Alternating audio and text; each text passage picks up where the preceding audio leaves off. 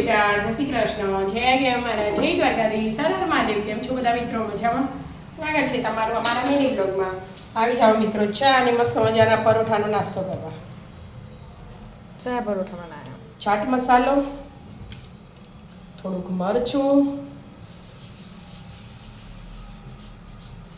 પેલા રોટલી ઉપર ઘી તેલ જે લગાવી દેવાનું, પછી મરચું અને ચાટ મસાલો, ઉપરથી જીરું, જીરાવાળા પરોઠા, ધાણ મસાલા, જીરા પરોઠા, ધાણ.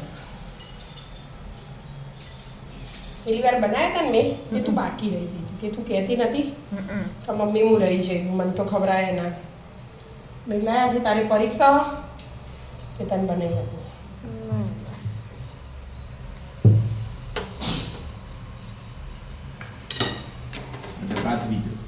કાલ જઈ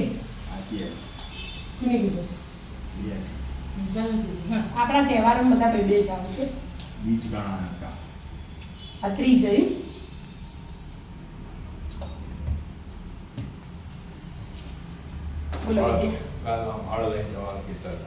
ખેડૂત પુત્રનો તહેવાર. ટાટા હેડાથી આપણે ગામ જઈએ છીએ. તૈયાર જ જાય તો એ તો તૈયાર જ છે. હળ લઈને જવાનું, ખેતરમાં મગનો સાથીઓ દોરવાનો અને મુહૂર્ત કરવાનું.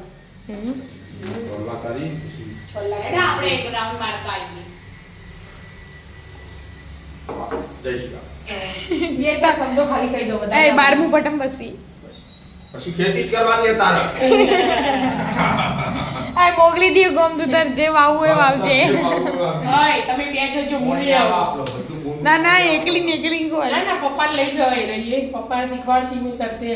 બે જણા આપણે અને હું આવીશ. મજૂર હાલ એક પપ્પા રાઉન્ડ મારવા તો તડકામાં ખેતી કરવાની તડકામાં ઓર્ગેનિક તડકામાં મજૂરી કરાવજો પપ્પા. એટલે સીધી પાઈ હોય ને 12માં પછી સીધું ભણવા બે જાય. આપણે જે હો ને હારું હો. હા તડકામાં બાદ જાવ ને નવે ના આવી હાય ખેતરમાં ચક્કર ખાઈ ભોય પડે ને તે બધા ઓધવા ને એકડે વિદ્યા જઈ એ તમારો કોમ નહીં, એ બધા કરતો હતો ને એમના ખોરાક જ અલગ હતા એટલે કોમ કરતા હતા.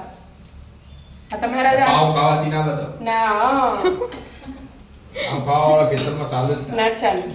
એ તો બાજરીના રોટલા આવળા અને હવારમાં ઘી દૂધ વાટકો ભરીને ભેંસો રાખતા હોય તે હા એવું મોકલ ખાવાનું હોય ને એવું બધું ખાધું હોય ને એ કોમ કરો એ ખેતરમાં કોમ કરીએ. તારો.